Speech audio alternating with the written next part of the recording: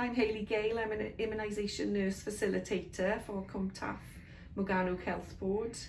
I've been 31 years nursing, but predominantly working out of Royal Glamorgan, and more recently then working with the specialist IMS team since last September, which I absolutely love doing. The Welsh immunisation system is a computer system that allows us to, at the moment, put all the COVID vaccines that we're doing in one place.